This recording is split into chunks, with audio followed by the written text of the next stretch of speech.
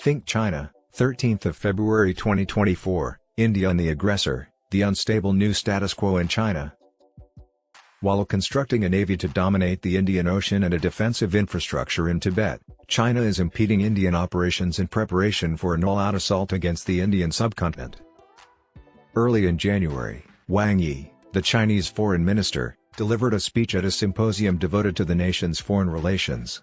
The discourse addressed the turbulence in China's diplomatic ties with several countries. Although India was not on that list, the Sino-Indian relationship has remained atypical since their April to May 2020 standoff in Eastern Ladakh. It is imperative to emphasize that such an action would substantially impact Southeast Asia and the broader region. Concerning military relations, 20 sessions of discussions have taken place at the corps commander level since the standoff. Disengagement, the initial phase of a protracted process that is expected to involve de-escalation, has thus far occurred at 5 distinct sites of friction. Nevertheless, 2 crucial domains, namely Depsang and Deemchok, remain unresolved. Both factions have deployed a minimum of 50,000 troops forward in the area. Furthermore, recent accounts of confrontations between the two factions in 2022 suggest that a swift 3-phase resolution is improbable. Re-establishing eroded confidence will prove to be an inexorably more persistent obstacle. Despite this, during the impasse, the Indian armed forces have participated in several multilateral exercises alongside Chinese forces. Stagnant and inactive. At international forums, both nations continue to participate and even cooperate when their interests coincide. However, engagement has ceased to occur at the highest levels of politics. Both nations have witnessed concurrent growth in their areas of interest and capacities. Furthermore, despite the ascent of both countries, a profound power asymmetry has emerged between them. Moreover, strengthening India-US relations and Sino-American strategic competition significantly impact the relationship. Since their summit meeting in Mamallapuram in October 2019, Indian Prime Minister Narendra Modi and Chinese President Xi Jinping have not engaged in formal direct dialogue. Their 2 subsequent exchanges have been concise and characterized as casual. Since October 2022, China has not maintained an ambassador stationed in India. Beijing has attempted to re-establish diplomatic relations with critical nations such as the United States, Australia, and Japan over the past year. However, no comparable outreach has been conducted in India. Xi Jinping's decision to abstain from attending the G20 summit in New Delhi in September 2023 was a case in point. Similarly, the interpersonal relations between the two factions have declined. The pandemic disrupted travel. More significantly, however, the friction and political discord of the past 4 years have contributed to a deterioration in mutual perceptions. During the late 2000s, India held a favorable perception of China, which peaked at approximately 40%. The most recent Pew survey conducted in 2023 revised this figure to 26%, with the proportion of Indians holding negative views regarding China increasing from 46% in 2019 to 67% in 2023. The perspective of Indian media coverage regarding China remains preoccupied with the nation's perceived peril. Comparatively, India is progressively being perceived as a menace in China. The phenomenon above is apparent in the manner in which Chinese state media and analysts progressively evaluate India in a negative light. These perspectives tend to permeate the wider populace.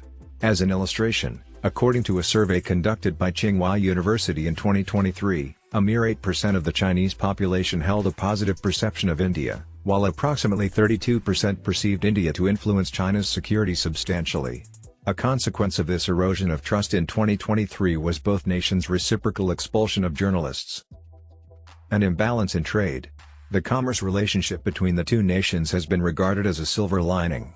For 11 months of 2023, bilateral trade increased by 0.8% to reach $124 billion. Nevertheless, this does not necessarily indicate a state of well-being. A 30% tax on Chinese occupation must be levied on all imports from China. To begin with, it is noteworthy that Chinese exports to India comprised a substantial majority, surpassing 86% of the total bilateral trade. The imbalanced nature of this trade equation can be attributed to structural factors in addition to Chinese protectionism, which hinders the importation of Indian pharmaceuticals, IT products, and services. Furthermore, despite recognizing their reliance on China for specific critical commodities, policymakers in India have been endeavoring to devise a de-risking approach. These measures have encompassed adjustments to tariffs on particular imports, anti-dumping inquiries into Chinese goods, prohibitions on Chinese telecommunications corporations from engaging in India's 5G implementation, and enhanced discussions on critical technologies and supply chains with Australia, Japan, India, and the United States, which are all members of the Quadrilateral Security Dialogue. Third, the scrutiny of Chinese investments and companies operating in India has been heightened.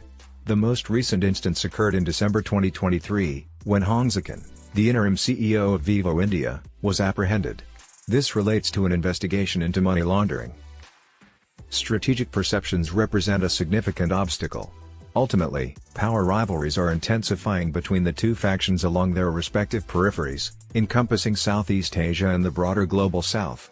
During the previous 30 years, India and China experienced concurrent growth in their respective capabilities and interests, resulting in fresh points of contention. New Delhi's discontent with Beijing's increasing involvement with nations in the Indian Ocean region and the Indian subcontinent has been palpable evidence of this. Similar to how Beijing perceives India's interaction with the United States in the context of the Indo-Pacific concept, it is met with profound skepticism. It is difficult to foresee an immediate improvement in the India-China relationship in light of the present circumstances, especially in light of the impending elections in India. Restoring stability to the relationship will necessitate ongoing high-level engagement in the resolution of challenging matters, beginning with restoring the status quo along the line of actual control in Eastern Ladakh before April 2020. That would establish a foundation for the restoration of political and societal confidence. However, the more profound obstacle lies in strategic perceptions. In its discourse on establishing a new multipolar global order, New Delhi perceives Beijing as seeking unipolarity in Asia. In the view of India, this proposition is deemed untenable.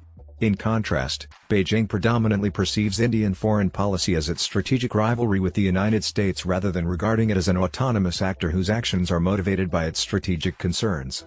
The circumstances at hand are not conducive to fostering stability.